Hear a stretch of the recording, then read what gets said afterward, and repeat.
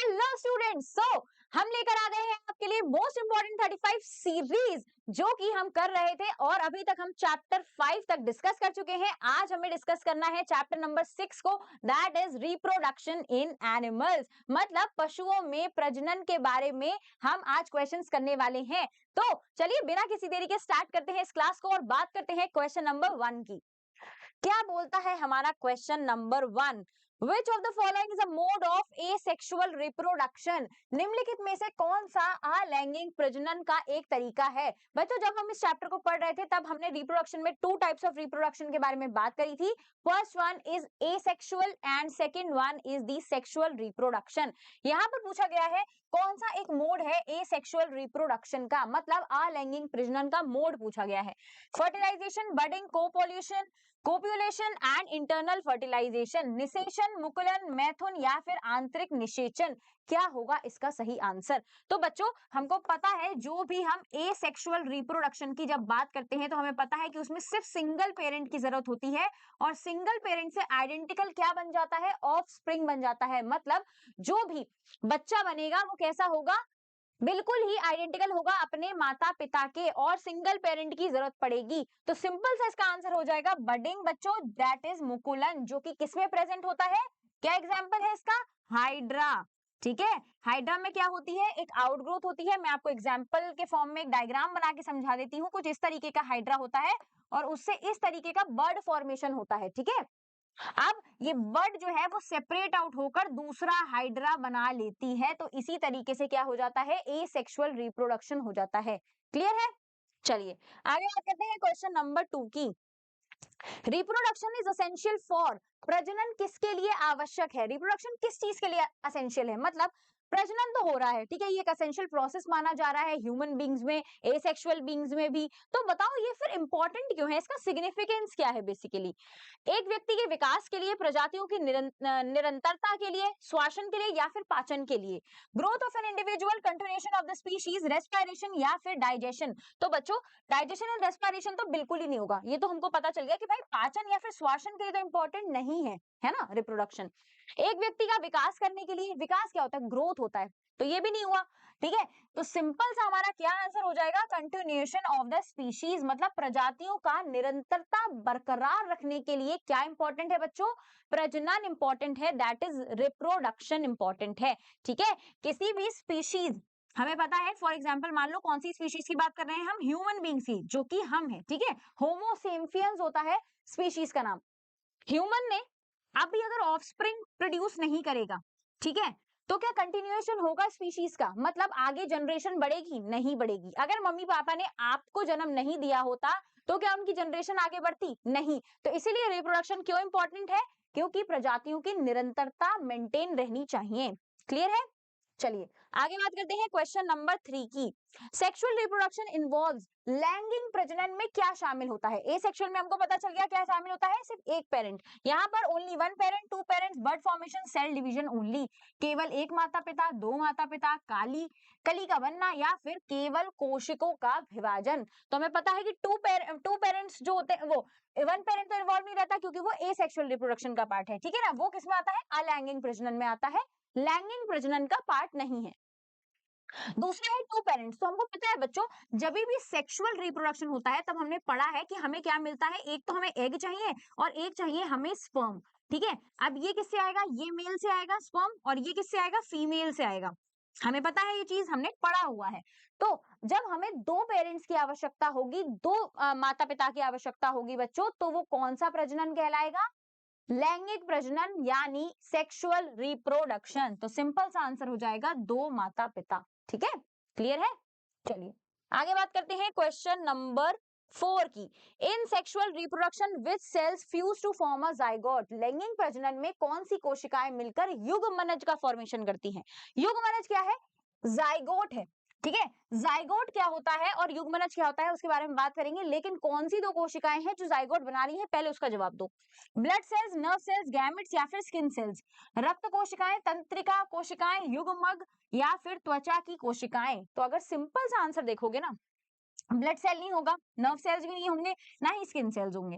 तो ये तीनों जब नहीं होंगे तो सिंपल सा क्या आंसर होगा, सी होगा ना। गैमेट्स फॉर्म करेंगे किसको, गैमेट्स क्या होते हैं, युग्मक क्या होते हैं बच्चों, हमने बात करी थी गैमेट वो होते हैं जिनसे जाइगोट का फॉर्मेशन होता है। अब गैमेट क्या होता है, फीमेल गैमेट होता है एग मतलब ओवम अंडाणु, और जो हमारा स्पर्म होता है बच्चों विषाणु, वो क्या होता है हमारा मेल गैमेट होता है। इन दोनों के फ्यूजन से, इन दोनों के बीच में क्या होता है, क्रॉस होता है, फ्यूज करते हैं, और ये किसका फॉर्मेशन करते हैं बच्चों, जाइगोट का फॉर्मेशन करते हैं, जिसको हम क्या बोल रहे हैं, युग्मनज बोल रहे हैं। ठीक है, गैमेट इज युग्मक एंड युग्मनज इज जाइगोट, जो कि मेल एंड फीमेल के गैमेट से फ्यूज होने के बाद बन रहा है। क्लियर है, प्रोसेस क्लियर है। चलिए आगे बढ़ते हैं, क्वेश्चन नंबर 5 की ओर जाते हैं। The fusion of male and female gamete is known as, नर और मादा युग्मकों के सलायन को संलयन को क्या बोला जा रहा है। The fusion of male and female gametes is known as ovulation, implantation, fertilisation या फिर रिप्रोडक्शन। प्रत्यारोपण, निषेचन, प्रजनन या फिर अंडोत्तर सर्जन, बताइए क्या होगा इसका आंसर। दो युग्मक मिल रहे हैं, हमको पता है नर युग्मक क्या होता है बच्चों, मेल वाला क्या गैमेट है, स्पर्म है, हमको पता चल गया ये। ठीक है, इसका क्रॉस किसके साथ हो रहा है, फीमेल गैमेट के संग हो रहा है, जो कि क्या है, अंडाणु है, जिसको हम ओवम या फिर एग बोलते हैं। उससे इन दोनों का जो प्रोसेस का क्रॉसिंग हो रहा है ना, उसको क्या बोला जा रहा है, बनेगा तो इससे युग्मनज बनेगा, वो तो हमको पता है जाइगोट बनेगा। ठीक है, लेकिन ये जो प्रोसेस है ना पूरा इसका क्रॉस होने का, उसको क्या बोला जा रहा है, इसको बोलते हैं बच्चों निषेचन, मतलब फर्टिलाइजेशन। यहाँ पर दो फर्टाइल गैमेट्स फर्टिलाइजेशन कर कर क्या बना रहे हैं, जाइगोट का फॉर्मेशन कर रहे हैं, इसलिए इस प्रोसेस को बोला जा रहा है फर्टिलाइजेशन, दैट इज निषेचन, निषेचन। ठीक है, क्लियर है। चलिए आगे बात करते हैं क्वेश्चन नंबर 6 की। विच of the following produces sperm, निम्नलिखित में से कौन सा शुक्राणु उत्पन्न करता है बच्चों। ठीक है, शुक्राणु को कौन उत्पन्न कर रहा है, सिंपल सी बात पूछी गई है, शुक्राणु कौन प्रोड्यूस करेगा, यूट्रस, ओवरी, टेस्टिस या फिर ओविडक्ट, गर्भाशय, वृषण, अंडाशय या फिर अंडवाहिनी, कौन किसको प्रोड्यूस करेगा बच्चों, शुक्राणु को कौन उत्पन्न करता है। तो बच्चों हमने बात करी थी मेल रिप्रोडक्टिव पार्ट्स की, आपको याद होंगे, हमने इनका पूरा डायग्राम याद करा है। मेल रिप्रोडक्टिव ऑर्गन कौन सा होता है सबसे ज्यादा, मेल टेस्टिस मतलब वृषण। तो आपको ये याद रखना है कि कौन प्रोड्यूस करता है शुक्राणु को, स्पर्म को कौन प्रोड्यूस करता है, टेस्टिस प्रोड्यूस करता है, इस बात को याद रखिएगा। तो सिंपल सा आंसर हो जाएगा टेस्टिस, दैट इज वृषण। ठीक है, स्पर्म को क्या बोल रहे हैं हिंदी में, शुक्राणु बोल रहे हैं, और टेस्टिस को क्या बोल रहे हैं, वृषण बोल रहे हैं, इस बात को याद रखना है। चलिए आगे बात करते हैं क्वेश्चन नंबर 7 की। The organ where the baby develop in humans, humans में आपको सबको पता है आंतरिक निषेचन होता है, मतलब इंटरनल फर्टिलाइजेशन होता है ना, वह अंग जहां मनुष्यों में शिशु विकसित होता है। ऐसा कौन सा ऑर्गन है जहां पर ह्यूमंस में बेबी का डेवलपमेंट हो रहा है। तो बच्चों अगर मैं आपको डायग्राम बना के दिखाऊं ना, तो कुछ इस तरीके से डायग्राम होता है हमारी फीमेल रिप्रोडक्टिव पार्ट का। ठीक है, और ये वाला जो पोर्शन है ना, इसी पोर्शन में क्या डेवलप होता है, बेबी डेवलप होता है। ठीक है, तो इस पोर्शन को क्या बोलते हैं, ये पूछा गया है। ओवरी, फेलोपियन ट्यूब, यूट्रस या फिर वजाइना, अंडाशय, फेलोपियन ट्यूब, गर्भाशय या फिर योनि, क्या बोला जा रहा है, जहां पर हमारा जाइगोट डेवलप होकर बेबी का फॉर्मेशन करेगा, उसको क्या बोलते हैं बच्चों, यूट्रस बोलते हैं। गर्भाशय, जहां पर जिस गर्भ के अंदर बच्चा बड़ा होता है, विकसित होता है, उसको हम क्या बोलते हैं, गर्भाशय बोलते हैं, यानी यूट्रस बोलते हैं। क्लियर है, इस बात को आपको याद रखना है। ठीक है, ये रूम है जिसमें बच्चा बड़ा हो रहा है, ये एक तरीके से रूम कंसिडर कर सकते हो, जिसमें हमारा बच्चा जो है वो क्या कर रहा है, ग्रोथ कर रहा है अपनी। ठीक है, चलो आगे बात करते हैं, क्वेश्चन नंबर 8 की तरफ बढ़ते हैं। The female gamete is known as, male gamete सबको पता है स्पर्म होता है, शुक्राणु होता है। ठीक है, मादा युग्मक को किस रूप में जाना जाता है, अब मादा युग्मक का नाम पूछा गया है, जाइगोट, ओवम, स्पर्म या फिर एम्ब्रियो, युग्मनज, अंडाणु, शुक्राणु या फिर भ्रूण, क्या होगा इसका आंसर। हमको पता है जाइगोट तो नहीं हो सकता, ठीक है, स्पर्म जो है वो क्या होता है, मादा युग्मक नहीं है, नर युग्मक है, तो ये भी नहीं होगा, और ना ही एम्ब्रियो होगा। तो सिंपल सी बात है, ओवम होगा। ओवम प्लूरल फॉर्म है, यहाँ पर ओवम लिखा हो सकता है, एग लिखा हो सकता है। ठीक है, तो कुछ भी हो सकता है, इसलिए परेशान मत होना, दोनों में से कुछ भी हो सकता है। ठीक है, सिंपल सा आंसर क्या हो जाएगा, अंडाणु इसका आंसर हो जाएगा। चलो आगे बात करते हैं, where does fertilisation occur in humans, मनुष्यों में निषेचन कहाँ हो रहा है। हमको पता है कि फर्टिलाइजेशन जो है वो दो टाइप का है, एक तो होता है इंटरनल जो कि ह्यूमन बॉडी के अंदर हो रहा है, वो भी स्पेशली फीमेल्स के अंदर, और एक कौन सा होता है बच्चों, एक्सटर्नल होता है, मतलब बाहर होता है ना, हमारी बॉडी के बाहर होगा, उसको हम क्या बोलेंगे, एक्सटर्नल बोलेंगे। तो ह्यूमंस में फर्टिलाइजेशन निषेचन कहाँ हो रहा है ये पूछा गया है, वेजाइना में, ओवरी में, यूट्रस में या फिर ओविडक्ट में, योनि, अंडाशय, गर्भाशय या फिर अंडवाहिनी, निषेचन होगा कहाँ। एक बार फिर से डायग्राम बनाती हूँ फीमेल वाले का, तो बच्चों कुछ इस तरीके का डायग्राम होता है, देखो ध्यान से देखना, हो सकता है थोड़ा सा डायग्राम मैम का बेकार हो, लेकिन कोशिश मैं पूरी करूंगी अच्छा बनाने की, ठीक है। कुछ इस टाइप से डायग्राम होता है, ये ऐसे जाएगा, ठीक है। तो ये बच्चों हमें पता चल गया, ये हमारा गर्भाशय है जो कि हमारा यूट्रस कहलाता है, जिसमें हमारा जो बेबी है बच्चों वो डेवलप होगा, है ना। अब आगे क्या है, ये हमारा क्या है, यहाँ पर क्या बनता है, ओवरीज आती हैं, ये दो हमारी ओवरीज है जो एग को प्रोड्यूस करती हैं, ठीक है। ये हमारा है ओविडक्ट, मतलब अंडवाहिनी, यहाँ पर सिंपल सी बात है, यहाँ पर क्या आ जाता है बच्चों, स्पर्म आ जाता है, जिसके पास एक टेल है, लहराते हुए आगे आ जाएगा, और ओवरी क्या दे देगी, अंडे को दे देगी, और यहीं पर फर्टिलाइजेशन हो जाएगा। जब भी हमने फर्टिलाइजेशन के डायग्राम की बात करी थी बच्चों, तब हमने पढ़ा था कि जो हमारे ऐसे इस तरीके से कुछ हाथ होते हैं, ठीक है, इस तरीके से है, जो ये हमारी ओवरी है वो क्या दे देगी, अंडा दे देगी, और यहीं से हमारा क्या आ रहा है, स्पर्म आ रहा है। उन दोनों का फर्टिलाइजेशन किस साइड में हो जाएगा, इस साइड में हो जाएगा, जिसको हम क्या बोल रहे हैं, अंडवाहिनी यानी ओविडक्ट बोल रहे हैं। आप अपने जो आर्म्स हैं उनको ओविडक्ट मान सकते हो, ठीक है। तो इसलिए आंसर क्या हो जाएगा, अंडवाहिनी हो जाएगा। क्लियर है, चलिए आगे बात करते हैं, what is the result of fertilisation, निषेचन का परिणाम क्या होता है। फर्टिलाइजेशन हो गया, हमको पता चल गया क्या क्या मिलके बन गया, एग प्लस स्पर्म बनकर क्या क्या बनेगा, इन दोनों के बीच में जो प्रोसेस हो रहा है उसको हम फर्टिलाइजेशन बोल रहे हैं, लेकिन बनेगा क्या, एम्ब्रियो, जाइगोट, फीटस या फिर क्लोन, भ्रूण, युग्मनज, भ्रूण या फिर क्लोन, क्या बनेगा बच्चों, फटाफट से बता दो। देखो फीटस को ना हम फीटस भी बोल सकते हैं, ठीक है, क्या बोल सकते हैं, फीटस बोल सकते हैं, सिंपल सी बात है, इसलिए इसमें परेशान मत होना, फीटस को फीटस भी बोलते हैं। अभी मैं डिफरेंस बता दूंगी कि एम्ब्रियो और फीटस में क्या डिफरेंस होता है। एग और स्पर्म की अगर मैं बात करती हूं तो उनसे क्या रिजल्ट बनेगा, हमको पता है ये दोनों गैमेट हैं, युग्मक हैं, युग्मक मिलके क्या बनाते हैं, युग्मनज का फॉर्मेशन करते हैं, दैट इज जाइगोट का फॉर्मेशन करते हैं, ठीक है। तो इस बात को याद रखिएगा, पहला जो चीज बनती है वो क्या बनती है, जाइगोट बनता है, दैट इज युग्मनज बनता है। सिंपल सा आंसर हो गया सी, दैट इज युग्मनज, ठीक है। चलो आगे बात कर लेते हैं, क्वेश्चन नंबर 11 की, इंटरनल फर्टिलाइजेशन अकर्स इन, अब बात आ गई है इंटरनल फर्टिलाइजेशन की, अंदर हो रहा है फर्टिलाइजेशन। इंटरनल फर्टिलाइजेशन याद रखना, आंतरिक निषेचन हमेशा मादा के शरीर के अंदर होता है, यानी इनसाइड द फीमेल बॉडी, ठीक है। फ्रॉग, बर्ड, फिश या फिर स्टारफिश, मेढक, पक्षी, मछली या फिर तारा मछली, कौन सा ऐसा है जिसमें आंतरिक निषेचन होगा। तो हमको पता है बच्चों, फ्रॉग जो है वो बाहर गैमेट्स को रिलीज करता है, तो ये तो नहीं होगा। फिश क्या है, बाहर करती है, स्टारफिश भी बाहर करती है, क्योंकि वो सब पानी में प्रेजेंट है।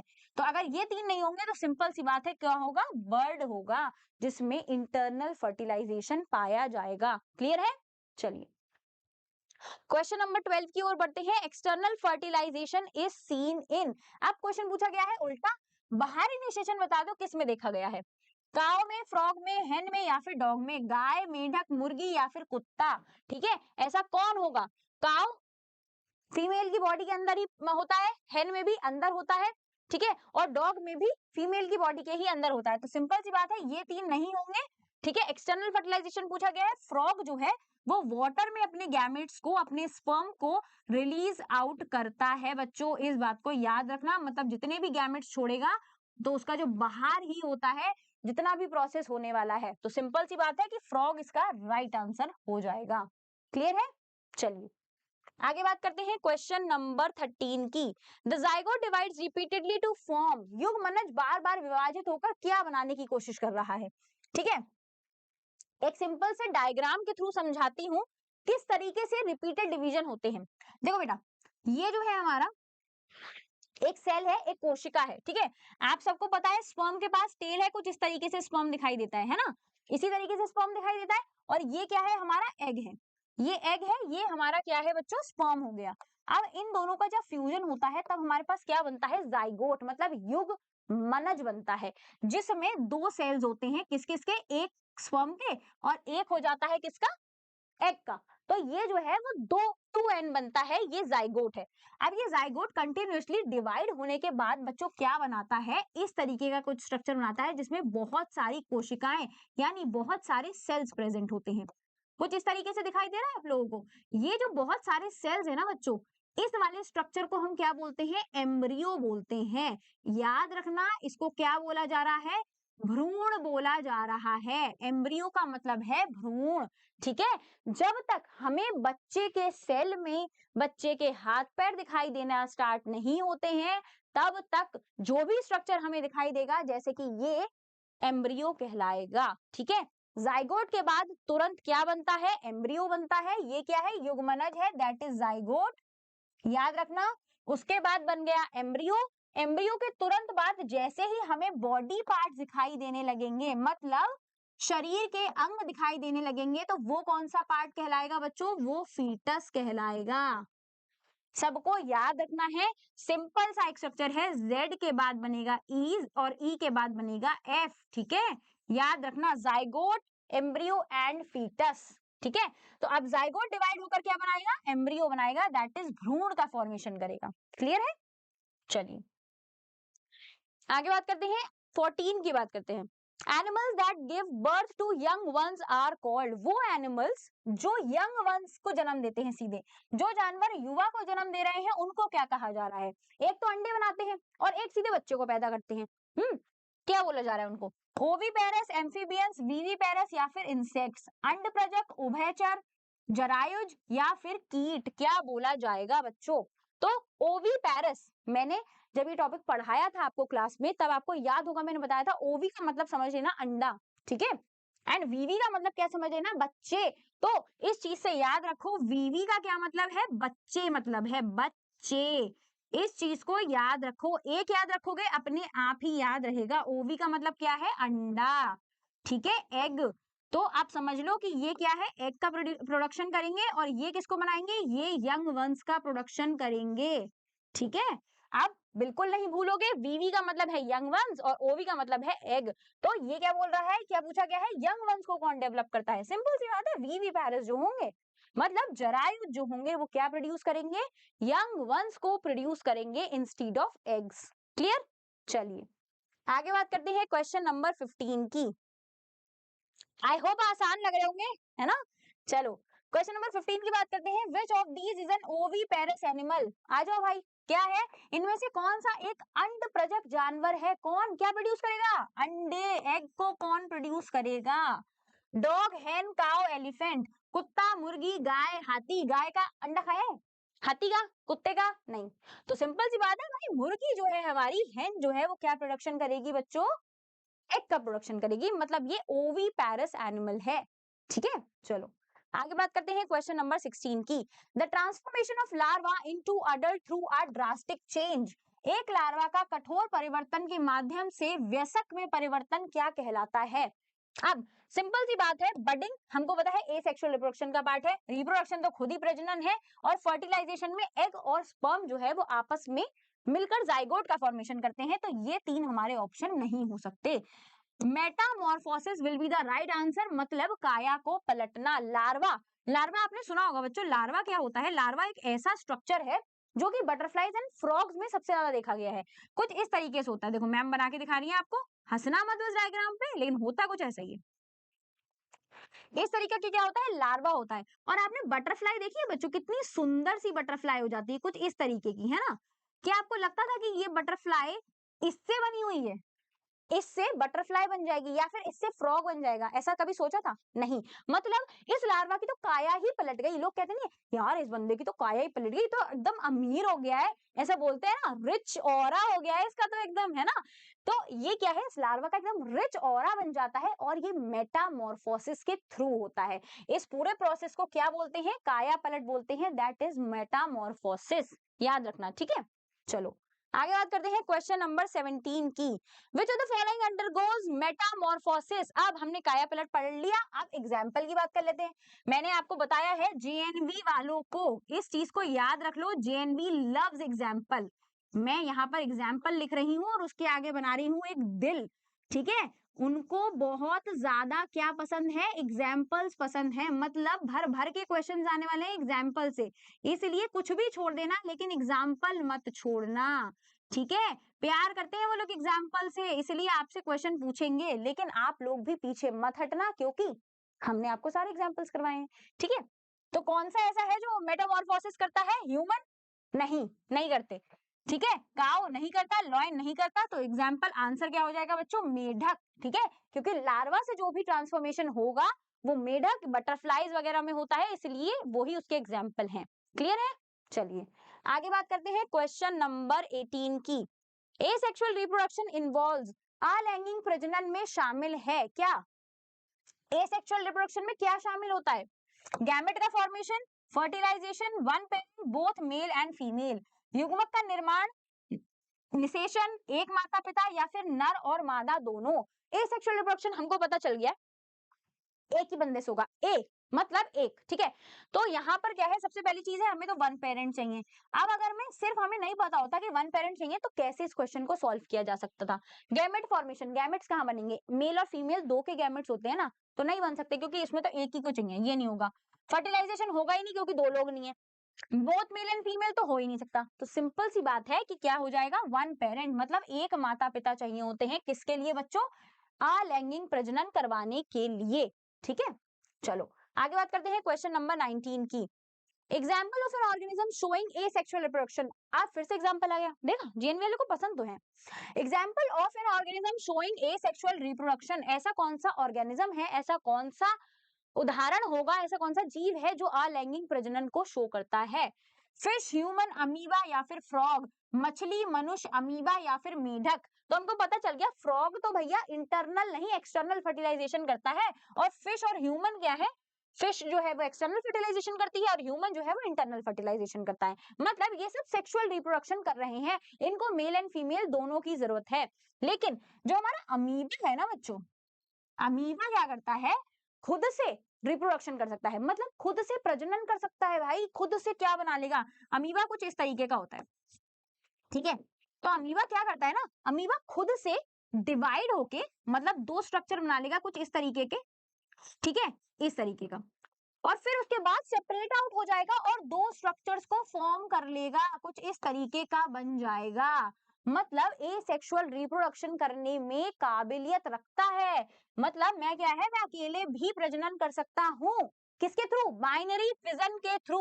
अभी आगे शायद इसका क्वेश्चन भी है हमारे पास। बाइनरी फिजन जो है किसमें देखा गया है बच्चा? द्विखंडन किसमें देखा गया है? अमीबा में देखा गया है, ठीक है। चलो आगे बात करते हैं क्वेश्चन नंबर 20 की। Budding is commonly seen in, budding किसमें दिखाई देती है?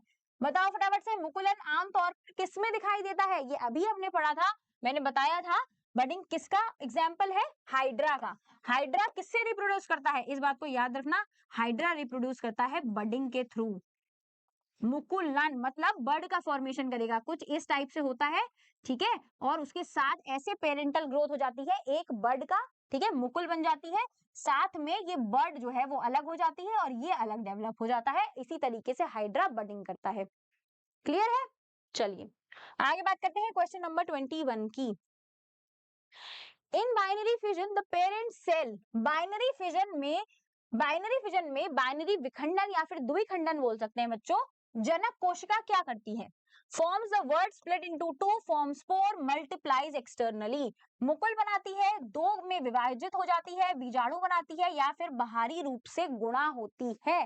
बताओ फटाफट से क्या होगा इसका आंसर? अभी मैंने बताया था कि अमीबा जो है हमारा वो क्या करता है? बाइनरी फिजन करता है, मतलब दो पार्ट में डिवाइडेड होता है ना। कितने पार्ट्स में डिवाइडेड होता है? टू पार्ट्स में। बाइनरी का क्या मतलब है? दो। द्वि का क्या मतलब है? द्विखंडन। द्विखंडन का क्या मतलब है? दो। तो सिंपल सी बात है, स्प्लिट्स इनटू टू। वर्ड को पहचानने की कोशिश करो दिमाग से कि क्या आ रहा है, जो भी उससे रिलेटेबल है वही आंसर है, ठीक है। क्वेश्चन नंबर 22 की बात करते हैं। बाइनरी फिजन होता किसमें है? आसान सा question, easy peasy lemon squeezy सा क्वेश्चन है भाई। बाइनरी द्विखंडन किसमें देखा गया है? अमीबा, हाइड्रा, अर्थवर्म या फिर हेन। अमीबा, हाइड्रा, केचुआ या फिर मुर्गी। तो हमको ये आंसर पता है, बहुत आसान सा है भाई, अमीबा में हो रहा है ना। अभी मैम ने डायग्राम दिखाया था, डायग्राम भी याद हो गया है कि बाइनरी फिजन किसमें होता है? अमीबा में। बडिंग किसमें होता है? मुकुलन किसमें हो रहा है बच्चों? हाइड्रा में। ठीक है, चलो आगे बढ़ते हैं, क्वेश्चन नंबर 23 की बात करते हैं। ओके, डॉली की स्टोरी आ गई। डॉली डॉली डॉली डॉली वॉज डॉली एक थी, एक तो थी डॉली, लेकिन वो कौन थी? काउ, शीप, ह्यूमन या फिर गोट। गाय, भेड़, मनुष्य या फिर बकरी। तो बच्चों आपने क्लोन की स्टोरी हमने पढ़ी थी जब हमने ये चैप्टर कवर किया था, है ना। तो क्लोन क्या बनाया गया था? शीप को बनाया गया था, जिसका नाम क्या रखा गया था बच्चों? डॉली रखा गया था। तो डॉली वॉज अ शीप। कौन थी वो? भेड़ थी। ठीक है, याद रखना। क्वेश्चन नंबर 24 की बात कर लेते हैं। Dolly was the first. Dolly पहली कौन थी? निषेचन द्वारा जन्म लेने वाली जीव, क्लोन किया गया स्तनपायी, कृत्रिम भ्रूण, उत्परिवर्तित जानवर। Organism born by fertilisation, cloned mammal, artificial embryo या फिर म्यूटेटेड एनिमल। तो बच्चों हमको पता है कि डॉली को कौन से प्रोसेस से बनाया गया था। आप सबको याद रखना है, डॉली एक क्लोन थी जिसको हमने क्लोनिंग के प्रोसेस से बनाया था। ठीक है, तो वो कैसी क्लोन थी? क्लोन्ड मैमल थी, इसको याद रखना है। क्लोन किया गया स्तनपायी थी डॉली, और वो एक क्या थी? शीप थी, भेड़ थी। इस चीज को भी याद रखना है। ठीक है, चलो आगे बढ़ते हैं क्वेश्चन नंबर 25 की ओर। क्लोन का क्या मतलब होता है ना। सबसे पहले क्या पूछा जा रहा है? डॉली क्लोन तो हमको पता चल गया, लेकिन भैया ये क्लोन शब्द है क्या? क्लोन क्या है? क्लाउन तो नहीं है, ये जोकर तो नहीं है, नहीं। क्लोन क्या है ना। न्यू स्पीशीज और animals with genetic differences, genetically identical copy या फिर हाइब्रिड। नई प्रजाति है, अनुवांशिक मतभेदों वाला एक जानवर है, अनुवांशिक रूप से समान प्रतिलिपि है या फिर संकर है। क्या पूछा गया है? क्लोन का क्या मतलब होता है बच्चों? जैसे फॉर एग्जांपल मैं हूं, ठीक है, यहाँ पर मैं एक डायग्राम बनाती हूँ। ए जो है वो कोई बंदा है या बंदी है, कोई लड़की है या फिर लड़का है बच्चों। इसका आइडेंटिकल कॉपी बना दूं मैं दूसरी जगह, ऐसे। ठीक है, थोड़ा डिफरेंट बना है, थोड़ा बड़ा बन गया है, लेकिन बिल्कुल सिमिलर इसी की तरह दिखाई दे रहा है ना। ये देखो, यहाँ पे मैंने एक इंसान बनाया है, मैं सेम ऐसा ही बना दूं ये इंसान। ये इसकी बिल्कुल आइडेंटिकल कॉपी है, मतलब एक जैसा दिख रहा है, बिल्कुल इसकी प्रतिलिपि है। जेनेटिकली आइडेंटिकल कॉपीज जो होती हैं वो क्लोन कहलाती हैं। क्या कहलाती हैं बच्चों? क्लोन। जेनेटिकल मतलब अंदर के जितने भी जेनेटिकल उनके जेनेटिक्स हैं, जितना भी, मतलब उनका हेयर कलर है, उनका आई कलर है, वो जैसे कलर के दिखते हैं, काले हैं, गोरे हैं, सफेद हैं, जैसे भी हैं, बिल्कुल आइडेंटिकल होंगे ये दोनों, उसको क्या बोला जाएगा? क्लोन बोला जाएगा। क्लियर है? चलो आगे बात करते हैं। 26 की बात कर लेते हैं। Internal fertilisation is found in. आंतरिक निषेचन किसमें नहीं पाया जाता है? नॉट लिखा हुआ है, ये बात याद रखना, नॉट फाउंड इन। क्वेश्चन को ध्यान से पढ़ना है। लायन, फिश, हेन या फिर काउ। इंटरनल फर्टिलाइजेशन किसमें नहीं पाया जा रहा है? शेर में, मछली में, मुर्गी में या फिर गाय में। तो एक एक करके देखते हैं। लॉयन में इंटरनल फर्टिलाइजेशन होता है, ठीक है। किसमें नहीं पाया जा रहा है? हेन में इंटरनल फर्टिलाइजेशन होता है, काउ में होता है, किसमें नहीं पाया जा रहा है? फिश में नहीं पाया जा रहा है। मतलब मछली जो है वो एक्सटर्नल फर्टिलाइजेशन करती है, इसलिए इसका राइट आंसर क्या हो जाएगा? फिश हो जाएगा। क्लियर है? चलिए 27 की बात कर लेते हैं। The zygote develops into an. हमको तो पता है, मैम ने हमको बता दिया है, सीरीज Z के बाद बनेगा E और E के बाद बनेगा F। ZEF से याद रखना है बच्चों, ठीक है। Zygote develop into egg, embryo, foetus या फिर ओवरी। अंडा, भ्रूण, भ्रूण या फिर अंडाशय, ठीक है। फीटस को बच्चों फीटस ही लिख लो ताकि आपको कंफ्यूजन ना हो, वरना दोनों का ही सेम मतलब लगेगा। हिंदी में दोनों को ही भ्रूण ही बोलते हैं, ठीक है। एग, फीटस, एम्ब्रियो या फिर ओवरी। ZEF से याद रखना, जाइगोट बनेगा सबसे पहले जिसमें 2 सेल्स हैं, ठीक है। डायग्राम को याद रखना, जिसमें अभी हाथ पैर दिखाई नहीं दे रहे हैं उसे क्या बोल रहे हैं? सिर्फ कोशिकाएं दिखाई दे रही हैं, उसको क्या बोल रहे हैं बच्चों? फटाफट से बता दो। एम्ब्रियो बोल रहे हैं। और जैसे ही बॉडी पार्ट दिखना स्टार्ट हो जाएंगे ना, वैसे ही हमको पता चल गया कि भैया फीटस बन चुका है। तो अभी तो जायगोट डेवलप किस में होगा, एम्ब्रियो में होगा, मतलब भ्रूण में। आपके स्कूल में फीटस ही लिखकर आएगा, परेशान मत होइएगा, ठीक है। चलो आगे बात कर लेते हैं क्वेश्चन नंबर 28 की। Which part releases the female gamete. अब कौन सा ऐसा फीमेल का पार्ट है जो कि गैमेट को रिलीज कर रहा है, कौन सा भाग मादा युग्मक को जारी करता है, प्रोड्यूस करता है। यूट्रस, ओविडक्ट, ओवरी या फिर वजाइना, गर्भाशय, अंडवाहिनी, अंडाशय या फिर ओनी योनी। बताओ फटाफट से। हमको पता है, डायग्राम हमें याद है ना। एक बार फिर से मैम डायग्राम बना देंगी, कोई इशू नहीं है। कुछ इस तरीके से होता है डायग्राम भाई, ठीक है। ये क्या है, यूट्रस है, गर्भाशय है हमारा, ये क्या है, अंडवाहिनी है जो कि हमारी ओविडक्ट है, और ये है हमारी ओवरी। अब हमको ये पता होना चाहिए बच्चों की गैमेट होता क्या है, हमारा जो फीमेल का गैमेट है वो है क्या। जब तक ये नहीं पता होगा कैसे काम चलेगा। फीमेल गैमेट होता है एग, मतलब अंडा, ठीक है। अब इसको कौन प्रोड्यूस करती है, जो हमारी दो ओवरीज हैं वो अंडे को प्रोड्यूस करती हैं। तो हमको पता चल गया कौन करता है, अंडाशय अंडे को प्रोड्यूस कर रहा है। देखो अंडा वर्ड ही आ रहा है इसके अंदर, है ना। अंडे को कौन प्रोड्यूस करेगा, अंडाशय प्रोड्यूस करेगा। क्लियर है। चलिए आगे बात करते हैं क्वेश्चन नंबर 29 की। In which of the following is metamorphosis not observe. निम्नलिखित में से किस में काया पलट नहीं देखा जाता है, ठीक है। अभी मैंने आपको एग्जाम्पल दो बताए थे, इसमें से देखते हैं। Silkworm, butterfly, frog and human.